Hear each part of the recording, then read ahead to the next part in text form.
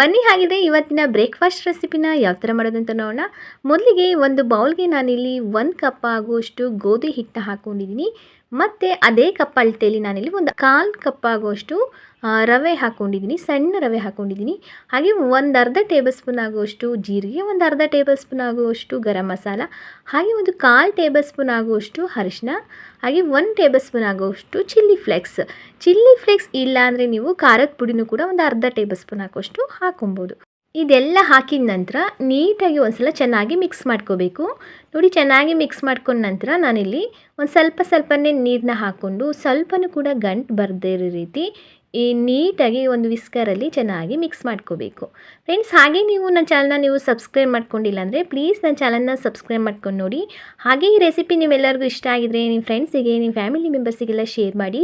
ಹಾಗೆ ಹೇಗಿದೆ ಅಂತ ಕಮೆಂಟ್ ಮುಖಾಂತರ ತಿಳಿಸಿ. ಹಾಗೆ ಒಂದು ಲೈಕ್ ಮಾಡಿ. ಹಾಗೆ ಎಲ್ಲ ನೋಟಿಫಿಕೇಷನ್ಗಾಗಿ ಬೆಲ್ಲೈಕನ್ನ ಪ್ರೆಸ್ ಮಾಡಿ. ಫ್ರೆಂಡ್ಸ್, ನೋಡಿದ್ರಲ್ಲ, ಇವಾಗ ಚೆನ್ನಾಗಿ ಎಲ್ಲ ಮಿಕ್ಸ್ ಮಾಡ್ಕೊಂಡ ನಂತರ ಒಂದು 10 ನಿಮಿಷಗಳ ಕಾಲ ನಾನು ಹಿಟ್ಟನ್ನು ಹಾಗೆ ನೆನಲಿಕ್ಕೆ ಬಿಡಬೇಕು. ಫ್ರೆಂಡ್ಸ್, ಇವಾಗ ಒಂದು ಅರ್ಧ ಕಪ್ ಆಗುವಷ್ಟು ನಾನಿಲ್ಲಿ ಮೊಳಕೆ ಕಟ್ಟಿರುವಂತಹ ಹೆಸರು ಕಾಳು ತೊಗೊಂಡಿದ್ದೀನಿ. ಹಾಗೆ ಒಂದು 3 ತುಂಡಾಗುವಷ್ಟು ಶುಂಠಿ, ಹಾಗೆ ಒಂದು 4ರಿಂದ 5 ಎಸಳು ಬೆಳ್ಳುಳ್ಳಿ ಸಿಪ್ಪೆ ತೆಗೆದಿಟ್ಕೊಂಡಿದ್ದೀನಿ. ಹಾಗೆ ಒಂದು ಕ್ಯಾರೆಟ್ನ ಕಟ್ ಮಾಡಿ ಇಟ್ಕೊಂಡಿದ್ದೀನಿ. ಹಾಗೆ ಒಂದು ಅರ್ಧ ಈರುಳ್ಳಿ, ಹಾಗೆ ಒಂದು ಅರ್ಧ ಟೊಮೊಟೊ ಹಣ್ಣು, ಹಾಗೆ ಒಂದು 4 ಹಸಿಮೆಣಸಿನಕಾಯಿನ ಕಟ್ ಮಾಡಿ ಇಟ್ಕೊಂಡಿದ್ದೀನಿ. ಹಾಗೆ ಮೊಳಕೆ ಕಟ್ಟಿರೋಕ್ಕಂಥ ಹೆಸರು ಕಾಳನ್ನು ಕೂಡ ನಾನು ಒಂದು ಅರ್ಧ ಕಪ್ ಆಗೋಷ್ಟು ಹಾಕ್ಕೊಂಡು ಇದನ್ನು ತರ್ತರಿಯಾಗಿ ನಾವು ನೀರು ಹಾಕ್ತೇಲೆ ನಾವು ಹಾಗೆ ರುಬ್ಕೋಬೇಕು.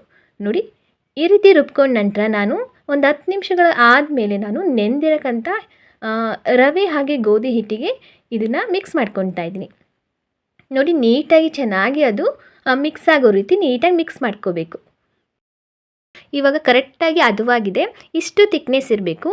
ಇವಾಗ ಇದಾದಮೇಲೆ ಮಿಕ್ಸ್ ಮಾಡ್ಕೊಂಡ ನಂತರ ಇದಕ್ಕೆ ಕಟ್ ಮಾಡಿರೋಕ್ಕಂಥ ಕರಿಬೇವು ಸೊಪ್ಪನ್ನ ಹಾಕ್ಕೊತಾ ಇದ್ದೀನಿ.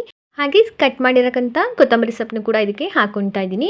ಹಾಗೆ ಇದಕ್ಕೆ ಸ್ವಲ್ಪ ರುಚಿಗೆ ತಕ್ಕಷ್ಟು ಉಪ್ಪನ್ನ ನಾನು ಒಂದು ಅರ್ಧ ಟೇಬಲ್ ಸ್ಪೂನ್ ಆಗೋಷ್ಟು ಉಪ್ಪಿನ ಪುಡಿನ ಇದಕ್ಕೆ ಸೇರಿಸ್ತಾ ಇದ್ದೀನಿ. ಹಾಗೆ ಒಂದು ಚಿಟಿಕೆ ಆಗೋಷ್ಟು ನಾನಿಲ್ಲಿ ಸೋಡಾ ಹಾಕ್ಕೊತಾ ಇದ್ದೀನಿ. ಫ್ರೆಂಡ್ಸ್, ನಿಮಗೆ ಸೋಡಾ ಬೇಡ ಅಂದರೆ ನೀವು ಸ್ಕಿಪ್ ಮಾಡ್ಬೋದು. ನಾನು ಒಂದು ಚಿಟಿಕೆ ಆಗೋಷ್ಟು ಮಾತ್ರ ನಾನು ಸೋಡಾ ಹಾಕ್ಕೊಂಡಿದ್ದೀನಿ. ನೋಡಿ, ಇದೆಲ್ಲ ಹಾಕಿದ ನಂತರ ಇದನ್ನು ಚೆನ್ನಾಗಿ ನಾವು ಮಿಕ್ಸ್ ಮಾಡ್ಕೋಬೇಕು. ನೋಡ್ತಿರಲ್ಲ, ಇಷ್ಟು ಹದವಾಗಿರಬೇಕು. ತೀರಾ ತೆಳುಗೂ ಇರಬಾರ್ದು, ತೀರಾ ಗಟ್ಟಿಗೂ ಇರಬಾರ್ದು. ನೋಡಿ, ಈ ರೀತಿ ಹದವಾಗಿರಬೇಕು. ಇವಾಗ ದೋಸೆ ತವನು ಕೂಡ ಚೆನ್ನಾಗಿ ಕಾದಿದೆ. ಒಂದು ಮೀಡಿಯಮ್ ಫ್ಲೇಮಲ್ಲಿ ನಾನಿಲ್ಲಿ ದೋಸೆ ಹಿಟ್ಟನ್ನು ಹಾಕ್ಕೊತಾ ಇದ್ದೀನಿ. ನೋಡಿ, ಎಷ್ಟು ತೆಳುವಾಗಿ ಬರುತ್ತೋ ಅಷ್ಟು ತೆಳುವಾಗಿ ನಾನು ದೋಸೆ ಹಿಟ್ಟನ್ನು ಹಾಕ್ಕೊತಾ ಇದ್ದೀನಿ.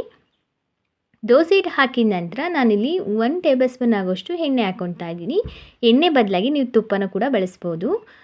ಇವಾಗ ಒಂದು ಲಿಡ್ನ ಕ್ಲೋಸ್ ಮಾಡಿ ಇದನ್ನು ಒಂದು 5 ನಿಮಿಷಗಳ ಕಾಲ ಚೆನ್ನಾಗಿ ಬೇಯಿಸ್ಕೊಳ್ಳೋಣ.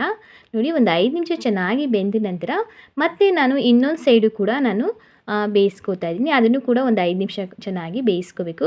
ನೋಡ್ತಾ ಇರಲ್ಲ ಫ್ರೆಂಡ್ಸ್, ಹೆಲ್ತಿ ಇರೋಕ್ಕಂಥ ಮೊಳಕೆ ಕಟ್ಟಿರೋಕ್ಕಂಥ ಹೆಸರು ಕಾಳನ್ನ ನಾವು ಉಪಯೋಗಿಸ್ಕೊಂಡು ಬ್ರೇಕ್ಫಾಸ್ಟ್ನ ಫಟಾಫಟ್ ಅಂತ ನಾವು ಕ್ವಿಕ್ ಅಂತ ಮಾಡ್ಕೋಬೋದು.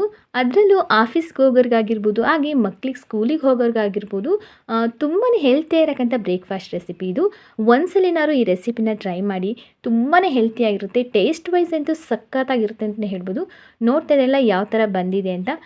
ತುಂಬಾ ರುಚಿಯಾಗಿರುತ್ತೆ. ಇದನ್ನು ಹಾಗೆ ಕೂಡ ತಿನ್ಬೋದು. ಚಟ್ನಿ ಆಗಿರ್ಬೋದು, ಸಾಂಬಾರು ಆಗಿರ್ಬೋದು, ಯಾವುದೇ ರೀತಿ ಪಲ್ಯ ಆಗಿರ್ಬೋದು, ಏನು ಬೇಡ, ಇದನ್ನು ಹಾಗೇ ತಿನ್ಬೋದು. ಅಷ್ಟು ರುಚಿಯಾಗಿರುತ್ತೆ.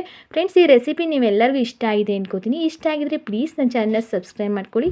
ಹಾಗೆ ಈ ರೆಸಿಪಿ ಇಷ್ಟ ಆಗಿದ್ರೆ ನಿಮ್ಮ ಫ್ಯಾಮಿಲಿ ಮೆಂಬರ್ಸ್ಗೆ ಹಾಗೆ ಫ್ರೆಂಡ್ಸಿಗೆಲ್ಲ ಶೇರ್ ಮಾಡಿ. ಹಾಗೆ ಹೇಗಿದೆ ಅಂತ ಕಮೆಂಟ್ ಮುಖಾಂತರ ತಿಳಿಸಿ. ಹಾಗೆ ಈ ರೆಸಿಪಿ ನೋಡಿದ್ದಕ್ಕೆ ನಿಮ್ಮೆಲ್ಲರಿಗೂ ಕೂಡ ಧನ್ಯವಾದ.